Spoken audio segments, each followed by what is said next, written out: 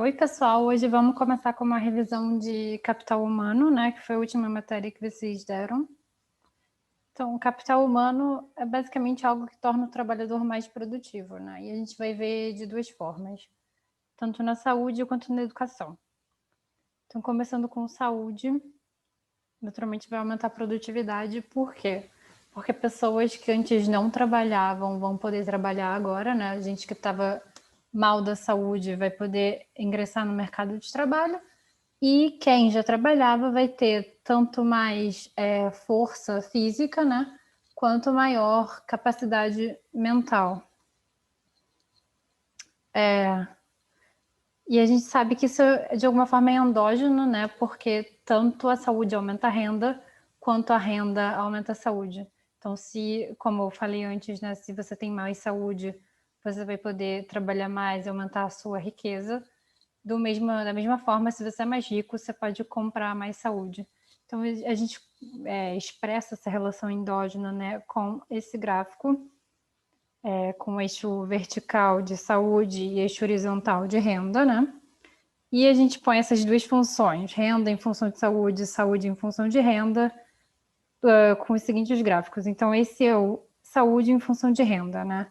E vocês podem reparar que ela vai ficando achatada. Por quê? Porque o efeito da renda na saúde só aumenta, né, até um certo ponto, ou seja, a partir de uma certa renda per capita, sua saúde, na verdade, não vai mais continuar a aumentar infinitamente, né? Você só pode ter até um certo nível de saúde, digamos.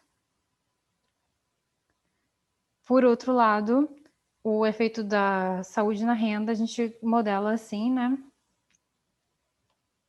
E o que a gente vai ver é que eles têm efeitos multiplicativos, né? Então, eu aumentar um pouco minha renda vai ocasionar um aumento na saúde, que por sua vez ocasiona um aumento na renda.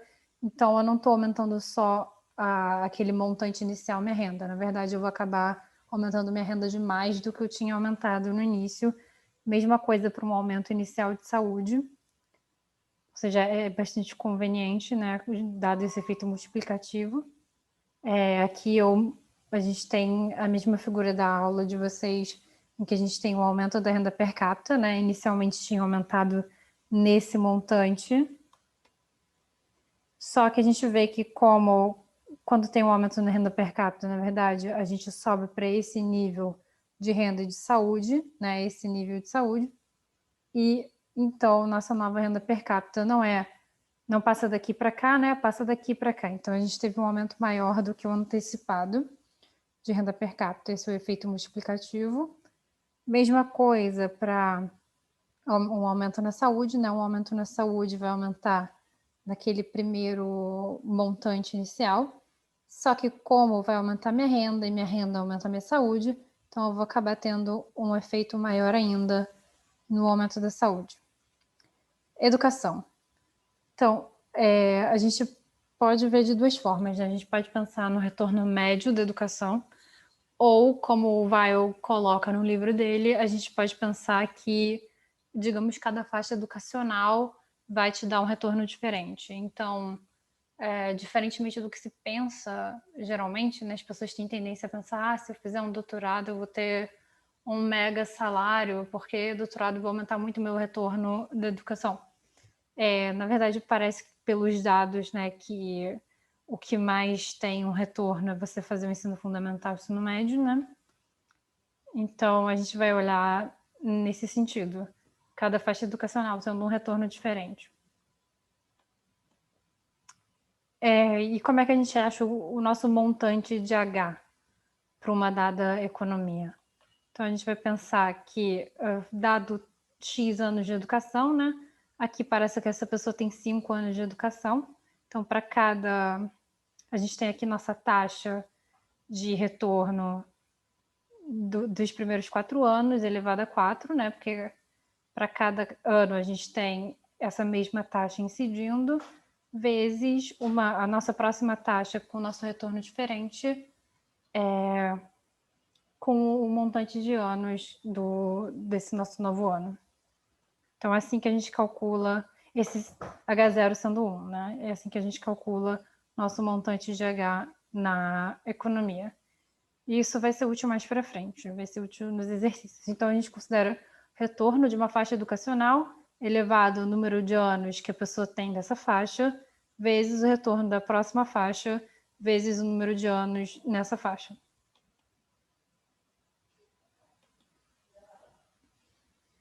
A segunda coisa que a gente pensa em questão de capital humano e educação, né, é que a gente pode representar isso como o modelo solo com progresso tecnológico, né?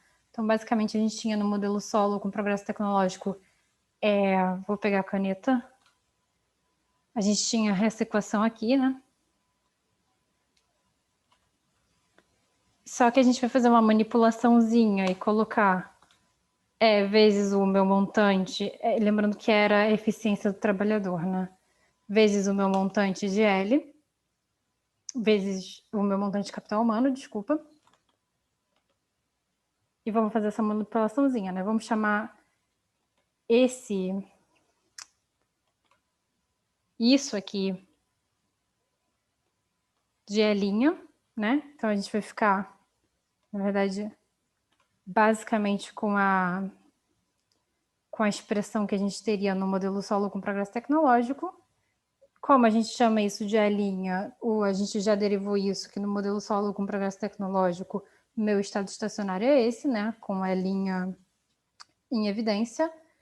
E como a gente chamou isso de esse aqui de L', a gente pode substituir. A gente pode substituir e ver que, na verdade, a gente pode colocar em função de H, né? Então, o nosso estado estacionário do produto per capita vai depender do H. Quanto mais capital humano,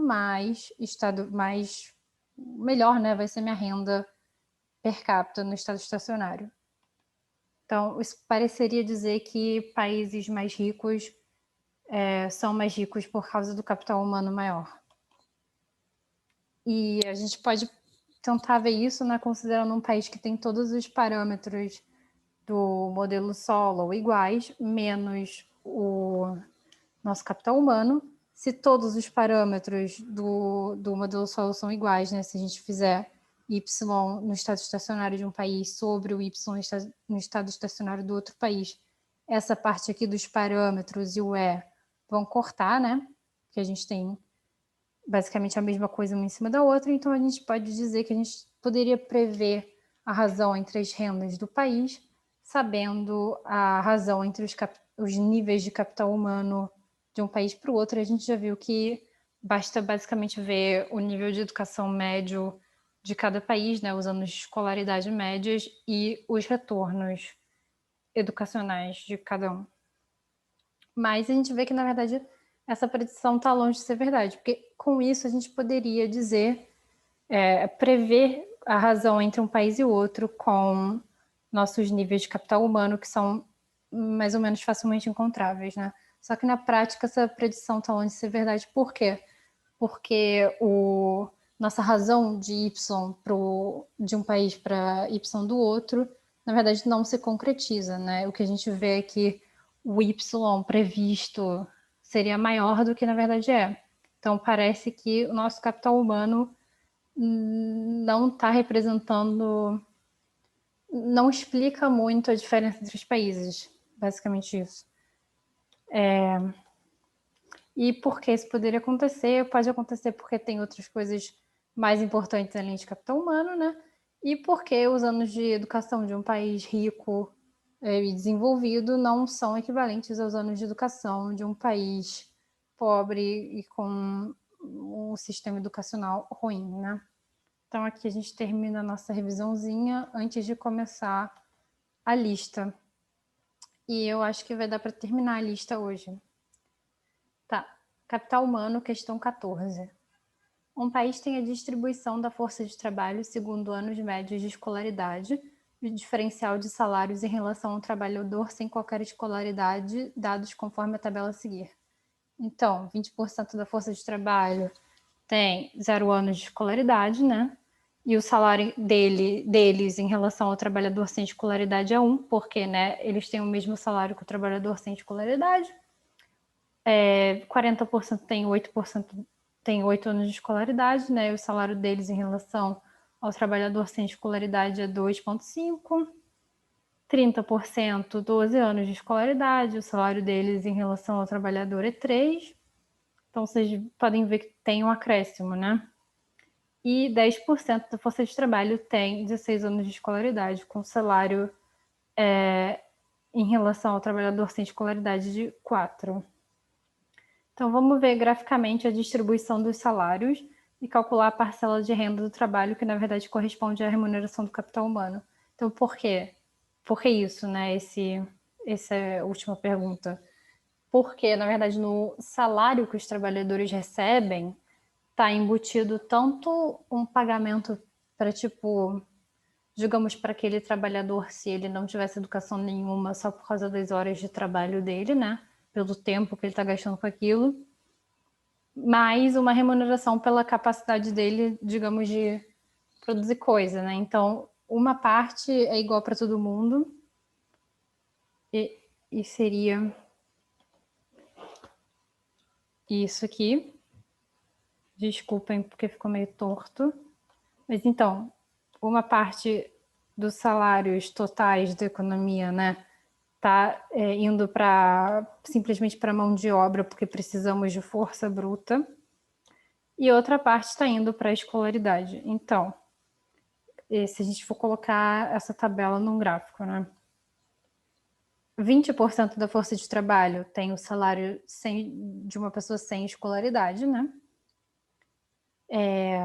Aí mais 40% tem o salário de 2,5 e mais mais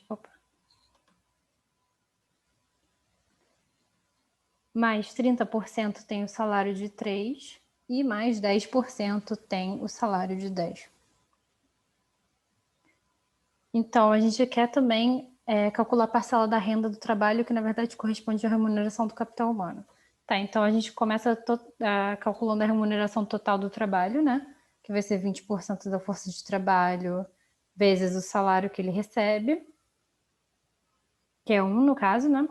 40% da força do trabalho vezes o salário que ele recebe, que é 2,5. 30% da força de trabalho vezes o salário que eles recebem, que é 3. E 10% da força do trabalho vezes o salário que eles recebem, que é 4. Isso vai dar 2,5. E agora a gente quer saber a remuneração do capital humano, né? Que é o que essas pessoas estão ganhando de diferente do que elas ganhariam se elas não tivessem estudado. Então aqui eu não tenho certeza se está cobrindo ou não. Eu vou dar a ESC, que eu sinto que está cobrindo.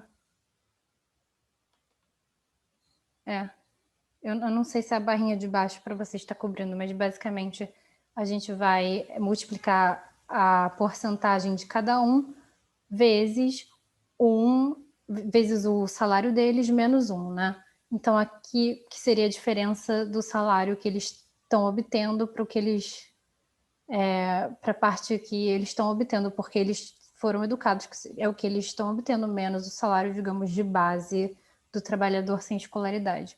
Então aqui seria 20% vezes 1 menos 1, vai dar 0, né? Aqui seria 40% vezes 2,5 menos 1. Aqui seria 30% vezes 3 menos 1. Aqui seria 10% vezes 4 menos 1. Então, essa é o que cada um está obtendo a mais que o salário de uma pessoa que não foi educada e ponderado pela porcentagem de população, né? Então, isso aqui vai dar 1,5. Isso a gente é só fazer a razão entre a remuneração do capital humano pela remuneração total, que a gente sabe qual a porcentagem que corresponde à remuneração do capital humano, né? Parece que é 60%. B. Supondo que os parâmetros que determinam o produto per capita dessa economia no estado estacionário, à exceção do capital humano por trabalhador, sejam iguais aos de uma outra, e que os retornos à educação também sejam iguais entre elas. Então, a gente sabe que essa tabela é válida para outra economia também. Calcule a razão entre os produtos per capita no estado estacionário, caso essa outra economia tenha uma força de trabalho com escolaridade média de 12,6 anos. Então, o que falta a gente saber é é o H, né, dos dois países. A gente sabe que todos esses parâmetros deles são iguais. Então, a gente quer saber o H do nosso país original, que a gente estava tratando na questão anterior, e o H desse outro país com 12,6 anos de escolaridade. Então, como é que a gente vai achar o H? Da mesma forma que eu falei naquela pequena revisão da matéria, né? Então, a gente sabe que daqui para cá tem um pulo de 2,5. A gente estava no salário original, né? Passamos para 2,5. Então, esse é o acréscimo de pular para 8 anos de escolaridade no nosso salário. Ora, isso aqui a gente quer transformar em ao ano, né? Então, se a cada 2,5 anos, a cada 8 anos eu aumento, multiplico o meu salário por 2,5, então, para saber ao ano, eu vou tirar a raiz de 8, né? Então, aqui vai dar 12% ao ano para os primeiros 8 anos de escolaridade, que seriam equivalentes ao ensino fundamental, né? Essa é digamos, meu retorno médio por ano da minha educação até o ensino fundamental. De 8 a 12 anos seria mais ou menos o meu ensino médio, né? Então, aqui o pulo que eu dei foi de 2,5 para 3, e isso em 4 anos. Então, aqui o retorno por ano do ensino médio seria 4,7%. E aqui eu não consigo ver, mas deveria ter 4 sobre 3 elevado a 1 quarto também, que eu não vejo quanto dá aqui. Eu não sei se vocês conseguem ver.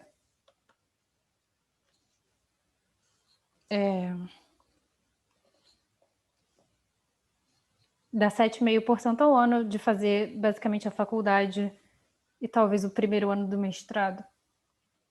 Então, agora a gente sabe o retorno médio por ano de cada uma dessas faixas educacionais, né? Então, aqui a gente vai... mesma fórmula, digamos, que aquela que eu apresentei no resumo para vocês. E, então, basicamente, o meu retorno durante esses anos, né? Que aqui nos primeiros 8 anos está crescendo a 12% ao ano, elevado ao número de anos em que isso está incidindo, vezes o meu próximo retorno médio, vezes o número de anos, né? E aqui a gente já somou 12 anos, né? Só que essa economia tem uma força de trabalho com escolaridade média de 12,6. Então, o meu próximo acréscimo, né? A gente vai considerar que, na verdade, as pessoas fazem 0,6 anos de, sei lá, faculdade ou curso técnico de ensino superior, sei lá. Então, é basicamente isso. E agora a gente precisa achar o do próximo. Com o próximo, a gente vai...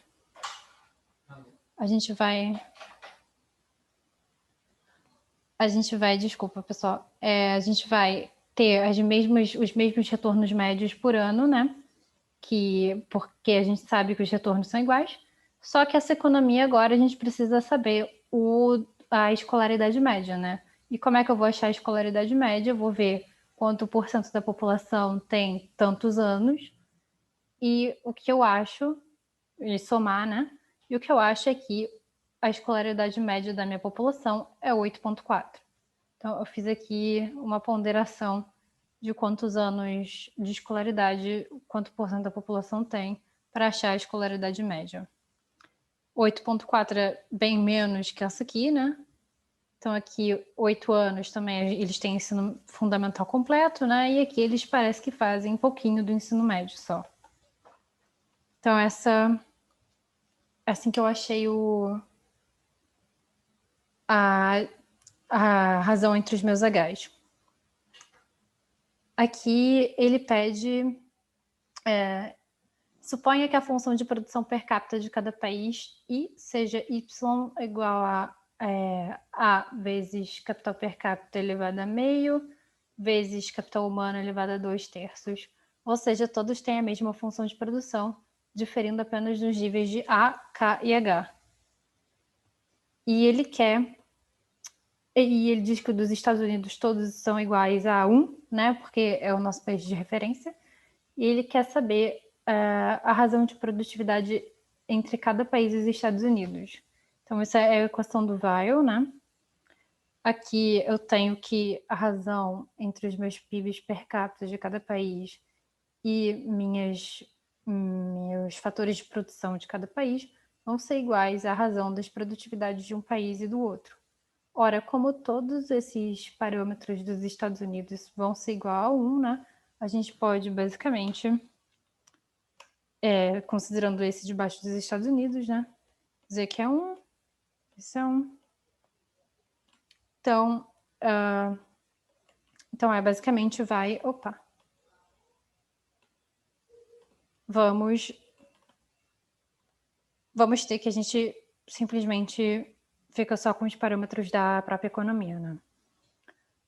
E isso aqui tudo a gente tem. Então, vai ser o PIB per capita da Holanda dividido pelo capital per capita da Holanda elevado a um meio, vezes o capital humano da Holanda elevado a 2/3, que vai desse aqui, é o mesmo procedimento assim, só substituindo realmente para cada país, né, os valores da tabela. E esses são as produtividades dos fatores que a gente encontra para cada país. Então, aqui achamos a produtividade.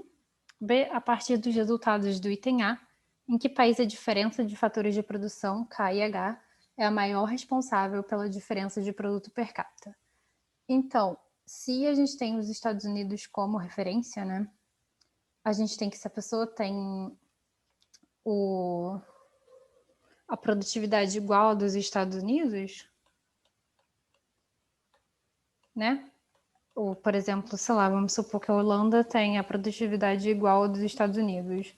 Então aqui nossa razão, né, vai ficar 1, porque a Holanda é igual aos Estados Unidos, a produtividade dela é igual aos Estados Unidos, então aqui ficaria 1. Então o que a gente acha com isso é que quanto mais próximo de 1, mais parecida a produtividade total dos fatores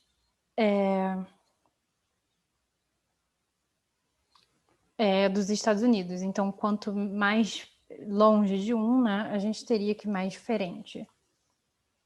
Mas aqui a gente quer saber dos fatores de produção. Ou seja, a gente quer saber só desse pedaço aqui, né? O pedaço que está dividindo.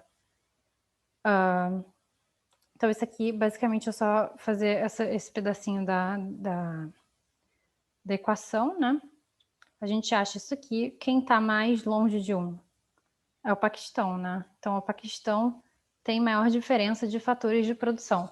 Ou seja, parece que ele tem bem menos capital humano e bem menos capital físico do que os Estados Unidos têm. Em qual país é a diferença da produtividade total dos fatores maior e a maior responsável pela diferença de produto per capita? Então, aqui, o que a gente quer é o nosso A mais longe de 1, né? Então, aqui, na verdade, esse é o resultado da letra A, em que a gente já calculou a produtividade total dos fatores. A gente vê que a Holanda tem uma produtividade total dos fatores realmente bem parecida com a dos Estados Unidos. E quem tem a produtividade total dos fatores mais diferente dos Estados Unidos é o Paraguai, né? Tá mais longe de 1 do que os outros. Tudo mais constante, se Holanda, Paraguai e Paquistão tivessem o mesmo nível de tecnologia dos Estados Unidos, quais seriam seus produtos per capita relativos? Então aqui a gente vê essa nossa equação do Weil, né? Rearranjando, a gente vê que meu produto per capita vai ser meus fatores de produção, né? Vezes o produto per capita relativo. Quando a gente está considerando que um país tem todos um, né? Que é o nosso país de referência, no caso dos Estados Unidos. Então aqui simplesmente eu posso cortar a tecnologia, né, a produtividade total dos fatores, porque foi dito que todos eles têm igual. Então, o nosso produto per capita vai ser simplesmente os fatores de produção, né? Então, os produtos per capita relativos dos países serão esses. se a tecnologia deles for igual ao dos Estados Unidos.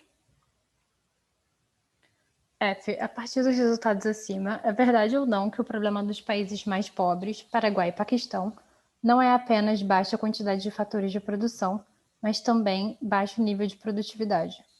Então, se a gente for comparar a diferença entre os países pobres, né, de produtividade e de fatores de produção, a gente vê que a diferença de produtividade mais gritante é bastante gritante, né? E, por outro lado, a diferença de fatores de produção é um pouco menos diferente dos Estados Unidos, no caso do Paraguai. No caso do Paquistão, a diferença é basicamente a mesma, né? Vocês podem ver, 0,3 dos dois lados. Mas no Paraguai ele parece que tem a quantidade de capital per capita e a quantidade de capital humano mais próxima dos Estados Unidos do que a quantidade de tecnologia, né? A quantidade de tecnologia ou a chamada produtividade total dos fatores parece ser mais longe da produtividade total dos fatores dos Estados Unidos do que realmente digamos, o estoque desses fatores.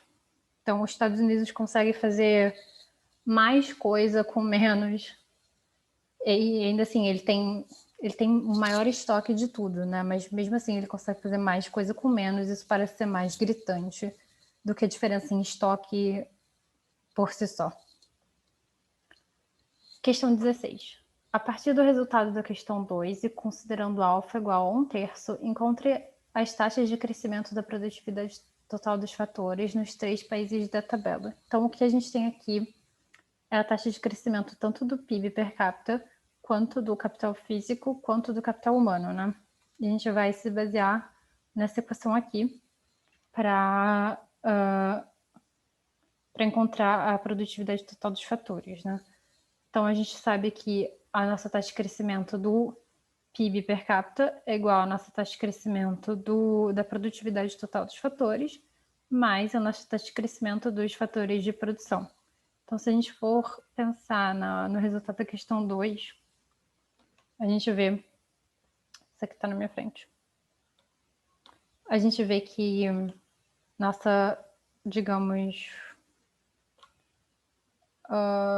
função de produção era essa, né? Então, se a gente for pensar em taxa de crescimento, se a gente aplicar o logaritmo neperiano e derivar em relação ao tempo, a gente teria basicamente que a minha taxa de crescimento de y é igual à minha taxa de crescimento da produtividade total dos fatores, mais, no caso agora é 1/3, né? A taxa de crescimento do meu capital físico, mais 2/3 taxa de crescimento do meu capital humano. Então, a gente pode se basear nesse... agora isso aqui tá feio, né? Mas vocês podem ver que é a mesma equação, né?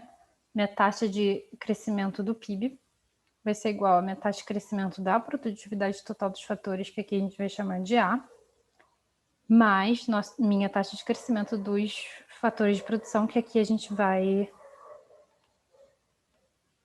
né, chamar de fatores de produção, mas é esse termo aqui. Que, na verdade, a gente tem, né? Porque isso aqui tá dado. Isso aqui tudo tá dado. Isso tá dado e a gente só quer achar esse.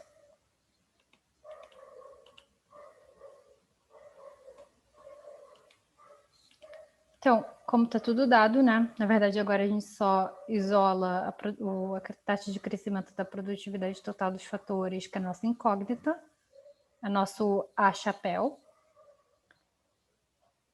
E aí, aqui é só substituir com o que foi dado, né? Então, essa minha taxa de crescimento do PIB per capita, meu parâmetro da Cobb-Douglas, minha taxa de crescimento do capital físico, né, para a Argentina, meu outro parâmetro da Cobb-Douglas, minha taxa de crescimento do capital humano, e a gente acha isso aqui. Então, essa seria a nossa taxa de crescimento da produtividade total dos fatores.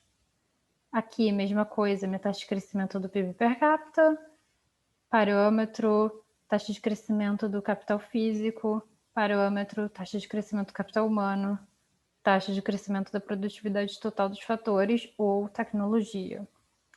De novo, produto per capita, né, taxa de crescimento dele, parâmetro, taxa de crescimento dos capital per capita, mais parâmetro, taxa de crescimento do capital humano, taxa de crescimento da produtividade dos fatores. Então aqui a gente tem isso e a gente quer saber.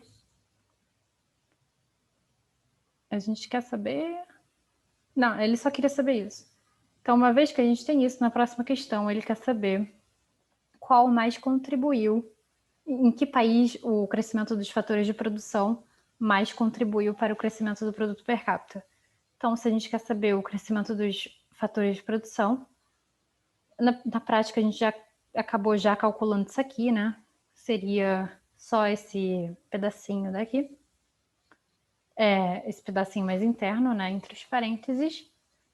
E o que a gente tem aqui para a Argentina, a taxa de crescimento dos fatores de produção é essa, né? Quando ponderada. Para o Uruguai é essa, para o Panamá é essa, e a gente vai dividir pela taxa de crescimento do PIB per capita dos países. E a gente vai ver que é a Argentina que está crescendo mais por digamos, ter mais capital humano e mais capital físico. Então, ela que está com um crescimento que parece, digamos, fadado a parar, eventualmente, versus alguém que está mais se baseando no crescimento da produtividade, da tecnologia, né?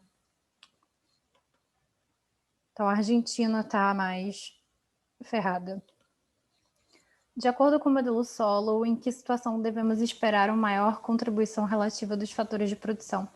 Então, é bem provável que um país, se a gente for modelar ele no modelo Solow, né, um país que está crescendo com maior contribuição relativa dos fatores de produção esteja longe do estado estacionário, no caso, provavelmente abaixo do estado estacionário, que é um momento em que os fatores de produção têm a produtividade marginal deles mais alta, né? Que é decrescente, então quanto mais perto do estado estacionário, mais a gente vai estar eventualmente chegando num ponto em que o capital físico não vai mais gerar crescimento, né? E idem para o capital humano, porque ambas têm PMG decrescente. No quadro A Tale of Two Cities, o Weil cita umas estimativas de crescimento da PTF, produtividade total dos fatores, em Singapura, entre 1966 e 1990. Qual foi essa estimativa? O que explica tal valor? Qual a implicação desse valor sobre o crescimento a longo prazo de Singapura? Então, o que ele encontra, o que ele fala, né, é que Singapura não está crescendo por causa de um aumento da tecnologia, de um aumento da produtividade. A estimativa do aumento da produtividade era cerca de 0,2% ao ano, o que é muito, muito baixo, né? Então, a alta taxa de crescimento de Singapura estava completamente baseada, né, neles investindo tanto em capital físico quanto em capital humano, o que é furada, né? Porque no final das contas, bem ou mal, eles vão deixar de ter uma produtividade marginal alta, né? Eventualmente, a gente vai estar com um nível alto de capital físico, um nível alto de capital humano, e adicionar mais deles não vão mais aumentar muito nosso produto per capita. No momento em que o estoque dos dois for suficientemente alto, né? Isso quer dizer que no longo prazo não parece que Singapura vai crescer. Porque eu acho que ele até compara Hong Kong com Singapura e que as duas estavam com taxas de crescimento parecidas, se não me engano. Só que Hong Kong tinha o crescimento de Hong Kong estava baseado todo no aumento da produtividade, acho que é isso. E aí, enfim, se você está baseado no aumento da produtividade, você tem basicamente um crescimento exógeno eterno, entre aspas. Tá, agora vamos para a população. Então, a gente começa com o modelo de Malthus. E no modelo de Malthus, acho que a premissa mais importante é que o insumo mais importante para Malthus é fixo, que no caso é a terra. A gente tem uma quantidade fixa de terra E quanto mais pessoas você coloca nessa terra, mais pobres elas ficam, no sentido que vai ser a mesma quantidade de trigo, a mesma quantidade de arroz, para um número cada vez maior de pessoas, né? Então, por isso que quando o tamanho da população está muito alto, o PIB per capita é bem baixo. Por quê? Porque a riqueza vai estar sendo dividida entre mais pessoas. Por outro lado, o Malthus também pensa que as pessoas elas são aversas à pobreza, né? Aversas à pobreza. Então, o que vai acontecer é que, não querendo ser pobre, né? Não querendo ter PIB per capita baixo, elas vão regular a vontade delas de ter filho, né? Então, elas vão deixar de ter filho para não ficar pobre. Então, basicamente isso. Então, quando a população é muito alta, o nosso PIB per capita é muito baixo, porque a gente está dividindo a riqueza entre várias pessoas, e como as pessoas têm essa vontade de ficar num bom equilíbrio de ter coisa para comer e tal, elas vão regular, né, digamos, retroativamente,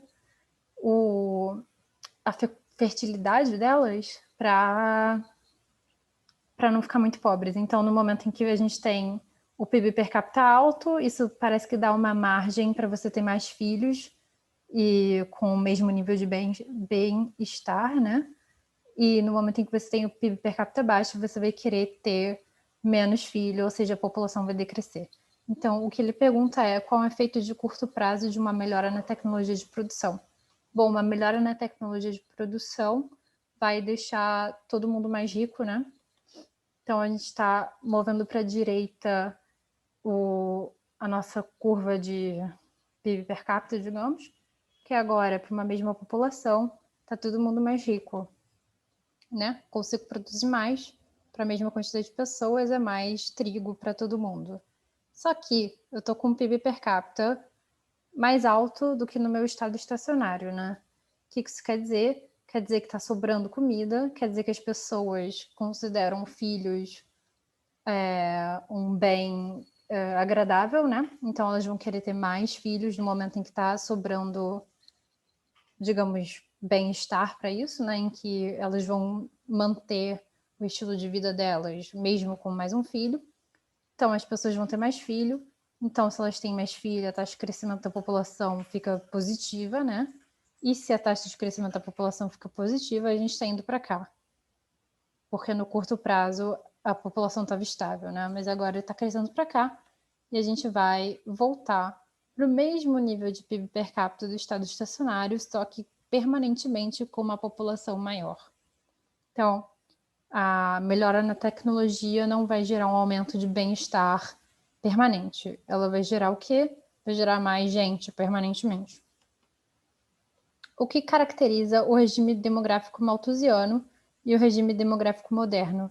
Então, em Malthus ele achava que necessariamente os insumos eram fixos, né? Então, quanto mais gente, pior meu PIB per capita. Então, tinha uma relação, digamos, inversa com o tamanho da população e riqueza, o que não é mais verdade hoje em dia, porque a gente não é mais tão limitado por um insumo fixo de terra, né? O grosso para a gente hoje em dia é a produção através da tecnologia, né? Então a gente, digamos que, apesar da nossa terra ainda ser limitada, mais ou menos, essa limitação vai ser compensada pela tecnologia, então não é porque está aumentando a população que a gente está ficando mais pobre. É muito pelo contrário em geral, né? E ao mesmo tempo também não é verdade que quanto mais rico o país em termos de PIB per capita, mais a taxa de crescimento populacional dele vai crescer. Na verdade, hoje em dia parece que os países com PIB per capita mais alto são também os países com a menor taxa de crescimento populacional. Então, o que a gente vê é que Malthus hoje em dia não se aplica mais, né? Porque basicamente o que vai acontecer vai ser que aumentar a renda per capita das pessoas não vai levar elas a terem mais filhos, né?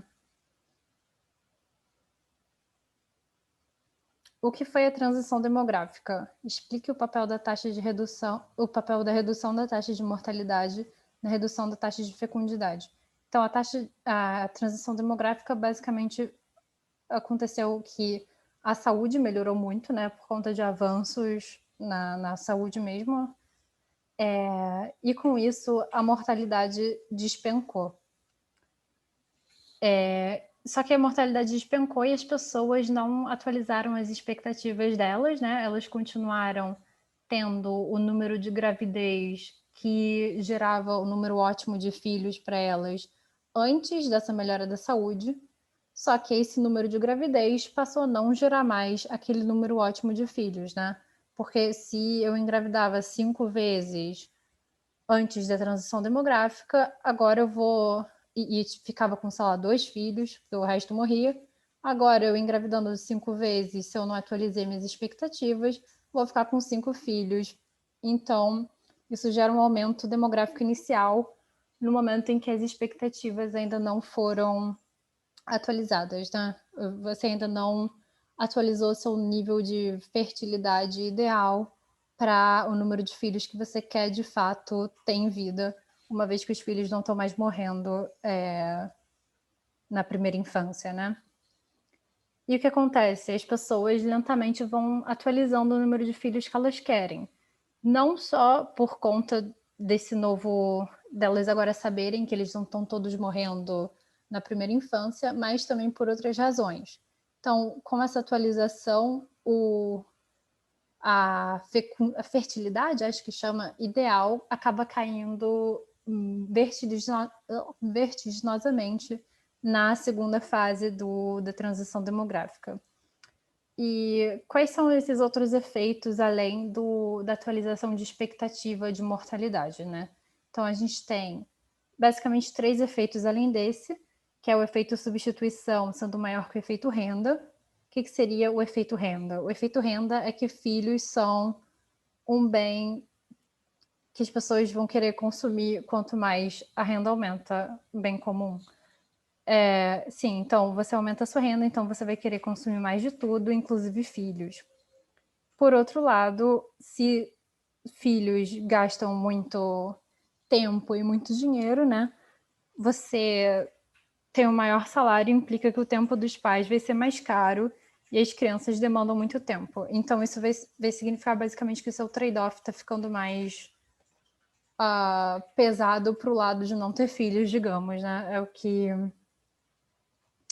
E parece que esse efeito substituição, que é o efeito de não poder ganhar essa renda que agora é muito maior, né? Essa renda potencial muito grande, você vai ter que desistir dela para ter filhos. Esse efeito substituição parece ser maior do que o efeito renda, de simplesmente sua renda aumentar e você quer consumir mais de tudo. Por outro lado, o custo-benefício dos filhos. Antes, as crianças trabalhavam, né? Com 12 anos, elas já ganhavam mais do que elas precisavam para sobreviver, ou seja, elas estavam trazendo liquidamente dinheiro para a família. Hoje em dia tem regras contra isso, né? E hoje gastam muito dinheiro com educação. E antes era também uma maneira de você poupar, você ter filho. Porque se você tivesse filhos, eles iam cuidar de você na sua terceira idade, né? E hoje em dia a gente tem recursos, mecanismos financeiros para fazer isso, que não envolvem você perder vários anos da sua vida e gastar muito dinheiro. Então, várias pessoas vão decidir ter uma poupança em vez de ter um filho, né? E a terceira é que antes, quando as crianças morriam muito cedo, não valia a pena investir tanto dinheiro e tanto dinheiro na educação deles, na saúde deles. E hoje em dia, porque provavelmente o dinheiro ia por água abaixo, uma vez ele morrendo com 12 anos, sei lá. E, por outro lado, hoje em dia é bem difícil seu filho morrer antes dos 20, né? Então, investir nele vai dar muito retorno, até porque os retornos da escolaridade aumentaram. Então, são esses três efeitos que vocês precisam guardar. E também essa atualização das expectativas, uma vez que as pessoas não morrem mais jovens, né? Mais criança. Em muitos países pobres houve uma explosão populacional no século XX. Tal explosão se deve ao aumento da fecundidade ou a redução da mortalidade? Então, isso a gente respondeu, né? Se deve à redução da mortalidade, que foi o momento em que as expectativas ficaram defasadas, que eu continuei tendo vários filhos, porque eu esperava que eles fossem morrer, mas eles não morreram, e aí eu fiquei com 10 filhos. Tá, explique o que é trade-off, quantidade e qualidade na decisão dos pais em relação aos filhos, a sua relação com transição demográfica. Tá, então, trade-off, quantidade e qualidade é que a educação é cara e você precisa que a pessoa viva muitos anos para que esse investimento valha a pena. Então, quando os filhos morriam cedo, como eu falei, esse investimento não ia servir de nada, né? Provavelmente.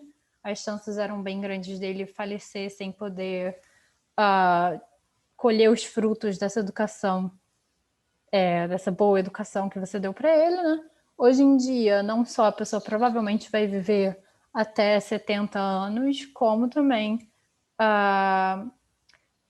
o retorno do investimento na educação com o crescimento econômico torna bem mais lucrativo, né, você investir em educação. Então, hoje em dia parece que faz mais sentido você ter um filho e colocar todo o seu dinheiro na educação dele do que você ter 10 e todos eles não conseguirem emprego. Ou, Explique o papel do aumento do salário relativo das mulheres na transição demográfica. Então, antes o trade-off envolvia, né, você poder comprar outros bens, etc., mas basicamente o tempo de quem cuidava dos filhos não tinha muito trade-off porque as mulheres não trabalhavam ou tinham baixa remuneração, né? Hoje em dia as mulheres podem ter ótimos empregos, né? Podem ganhar mais que os maridos, então passa a ser um trade-off do tempo dos dois, né? E provavelmente o salário deles é bem mais alto do que antigamente. Mas, enfim, basicamente o salário das mulheres passa a se encaixar no trade-off, né?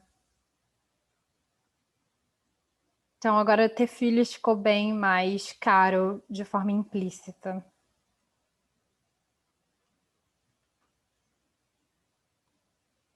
Explique o papel da redução da demanda pelo trabalho infantil e criação de mecanismos de previdência social na transição demográfica. Então, antes tinha trabalho infantil, né? Hoje em dia é ilegal. Antes as crianças compunham uma parcela muito importante da renda familiar, já que elas podiam trazer renda suficiente para se sustentar e um pouco mais para as famílias, e hoje em dia, né, não pode. Além do mais, a gente tem mecanismos de poupança, né, em que as pessoas podem ser aposentados e não precisar passar fome na terceira idade, mesmo sem ter filhos.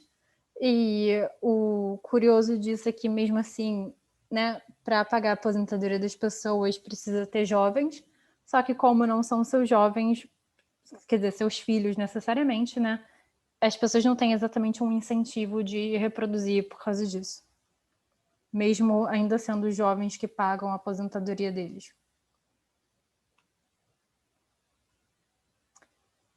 Tá. Misturando tudo. Suponha que ocorra uma melhora exógena nas condições de saúde da população de um país, mas considere duas economias diferentes. Uma economia moderna, à la solo ou com capital humano, e uma economia pré-transição demográfica à la Malthus. Analise qual será o efeito sobre o PIB e o crescimento per capita de curto prazo e longo prazos dessa melhora nas condições de saúde e represente graficamente. Então, a gente tem exatamente o gráfico para isso no modelo solo de capital humano, né? O efeito da saúde, a gente sabe que... O efeito da saúde na renda, a gente sabe que é positivo, né? Quem não trabalhava agora pode trabalhar e quem já trabalhava vai estar mais forte e mais facilmente aprendizível só. E o efeito na renda na saúde também vai existir. Então, aqui a gente tem o nosso gráfico. Se a gente tem um aumento na saúde, a gente tem que, na verdade, temos um novo estado estacionário. Um novo estado estacionário mais alto, né? Com um PIB per capita maior. Isso porque a gente já tinha aquela... Eita. Aquela equação aqui, vamos lembrar que capital humano vai aumentar, né? Quanto maior nosso capital humano, maior nossa renda per capita no estado estacionário. Então, a gente aumentando o nosso capital humano, a gente vai aumentar nossa renda per capita no estado estacionário. Aumentar a saúde vai aumentar a renda per capita num novo YSS. Só que, então, basicamente, você ter pessoas mais produtivas, né, vai tornar o capital mais produtivo. E a gente vai ter crescimento, né, até depois a gente chegar no estado estacionário e a produtividade marginal decrescente do capital voltar a gente a ter crescimento do PIB per capita zero, né?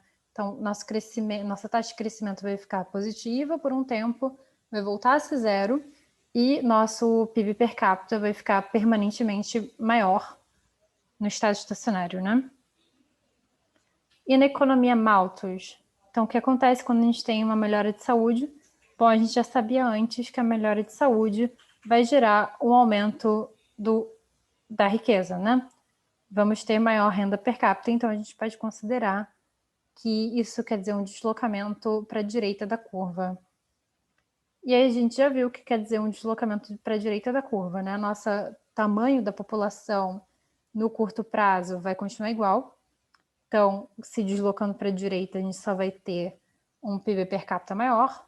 Com um PIB per capita maior, a gente vai ter um aumento do bem-estar da população, que vai querer ter mais filhos, porque o que estava limitando a quantidade de filhos que eles tinham era eles não quererem ser pobres. Então a gente passa para cá, tem um crescimento da população positivo, né? Então a gente vai passar para cá. Então a gente vai voltar para o nosso Y do nível estacionário. A gente vai voltar para o nosso Y do nível estacionário e nos dois casos a gente tem taxa de crescimento transitório, né? Só que no caso do solo com capital humano, a gente mudou nosso Y de estado estacionário, ele aumentou por causa de uma melhora na saúde. E em Malthus, além da nossa taxa de crescimento do PIB per capita ser transitória, ele volta para o nosso estado original, né? O que a gente tem agora em Malthus é só que a nossa população aumentou. Um aumento de bem-estar em Malthus só gera aumento da população e não do PIB per capita.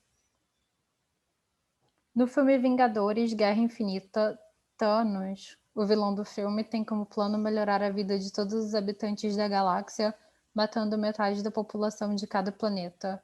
Analise se essa estratégia melhoraria a vida das pessoas a curto e longo prazo nos seguintes modelos.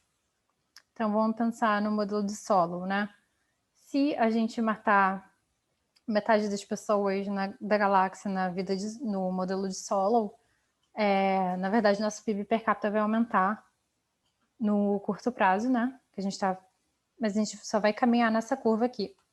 Por quê? Porque nenhum outro parâmetro foi trocado, né? Então, nossas curvas do modelo de solo sem progresso tecnológico ainda são essas.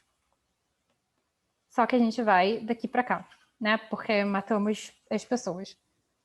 Então, agora vai ter mais para todo mundo por um breve período de tempo. Isso é no curto prazo, né?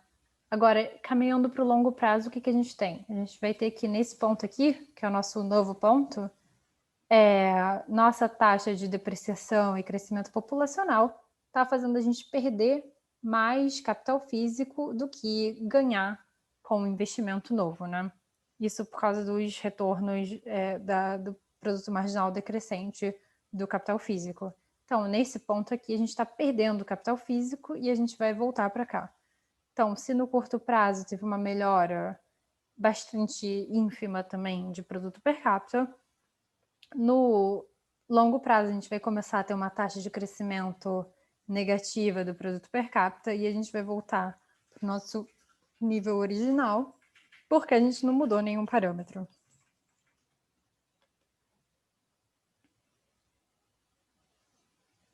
E no modelo malthusiano, o que acontece se a gente matar metade da população, né? A gente provavelmente vai dar um pulo para cá. Dando um pulo para cá, a gente tem que nosso PIB per capita aumentou. Se nosso PIB per capita aumentou, o bem-estar aumentou. Se o bem-estar aumentou, eu vou querer ter mais filhos. Se eu vou querer ter mais filhos, nossa taxa de crescimento populacional vai aumentar. Se a taxa de crescimento populacional aumenta, o tamanho da população aumenta de novo para o lugar onde ele tinha antes dele ter matado todo mundo, né? Então, no curto prazo, a gente tem um breve aumento no PIB per capita, mas também, basicamente, o processo é exatamente o mesmo do modelo Solow, só que a via pelo qual isso acontece é diferente, né? Então, a gente tem que em Malthus isso acontece via taxa de crescimento populacional, né? Então, eu vou ter mais bem-estar e aí isso vai aumentar meu crescimento populacional para fora do nível de equilíbrio e vai me causar de voltar para o meu nível de riqueza original ou produto per capita original. Por outro lado, em Solow, o que vai acontecer vai ser que o reajuste vai acontecer via o capital físico, né? Que é, na verdade, tem produtividade marginal decrescente. Então, isso vai acontecer que a gente está fora do nosso nível de estado estacionário, como a gente não mudou nenhum parâmetro, vai, na verdade, nos fazer perder capital físico e voltar para o nosso mesmo nível de PIB per capita. Então, assassinar todo mundo não adiantou nada. Se ao invés de matar metade da população, ele tivesse reduzido a taxa de crescimento populacional, como ficaria a resposta do item A? Então, aqui a gente tem algo bom, né? Porque no caso trocamos os parâmetros do modelo Solow sem progresso tecnológico, viemos para cá. Se a gente veio para cá, o nosso ponto anterior de PIB de capital per capita agora está num momento em que a gente está com depreciação. Vou apontar com a setinha. No momento, a nossa depreciação é menor que nosso investimento, né? Nesse ponto aqui. Desculpa, a gente ficou horrível, mas, né? Nesse ponto aqui, meu investimento é maior que minha depreciação. Então, o que eu vou ter? Vou ter taxas de crescimento do capital per capita positivas, consequentemente do PIB per capita positivas, e consequentemente a gente fica nesse novo KSS, em que o K é maior, né? O nosso K estacionário é maior, e o nosso PIB per capita estacionário é maior. Então, dessa vez adiantou você mudar a taxa de crescimento populacional, diminuindo-a, né? Agora, eu realmente obtive um PIB per capita maior, ou seja, melhorei a riqueza e o bem-estar dos habitantes da galáxia. E no modelo de Malthus, né?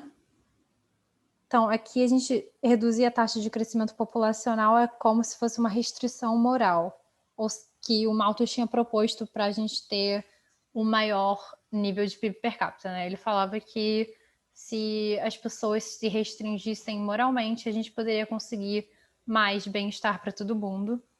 Isso basicamente envolveria você perceber que o PIB per capita aumentou e você não fazer nada a respeito, ou, né, controlar seus impulsos de ter mais filho. Então, basicamente, aqui a gente tem uma queda dessa curva aqui, ou seja, para o nosso mesmo nível de L, mesmo nível de PIB per capita, a gente agora estaria abaixo, a gente agora estaria acima, né? Nesse ponto aqui, a gente estaria acima da nossa nova taxa de crescimento da população. Então, a gente está com uma queda na população, porque a gente passaria para cá. Se cai a população, a gente tem o aumento do PIB per capita, né? A gente passou daqui para cá. Aumento do PIB per capita com diminuição da população. Então, você reduzir a taxa de crescimento populacional vai, sim, aumentar o PIB per capita de longo prazo. A partir dos resultados acima, dados os objetivos do Thanos, qual teria sido a melhor estratégia? Matar metade das pessoas ou reduzir o crescimento populacional? Então, com certeza, a melhor estratégia é reduzir o crescimento populacional. E, pessoal, acabamos a lista 2. Eu ainda estou pensando em como é que eu vou conduzir, que a gente tem que fazer uns exercícios de Excel, né? Mas eu não tenho nem o gabarito da prova, nem uma lista de exercícios em Excel, então eu vou ver se eu consigo com os professores alguma coisa, mas eu acho difícil, então provavelmente a gente vai, a partir de agora, fazer os exercícios feitos em sala juntos depois. Então é a possibilidade que eu estou pensando. Enfim. Obrigada por assistirem.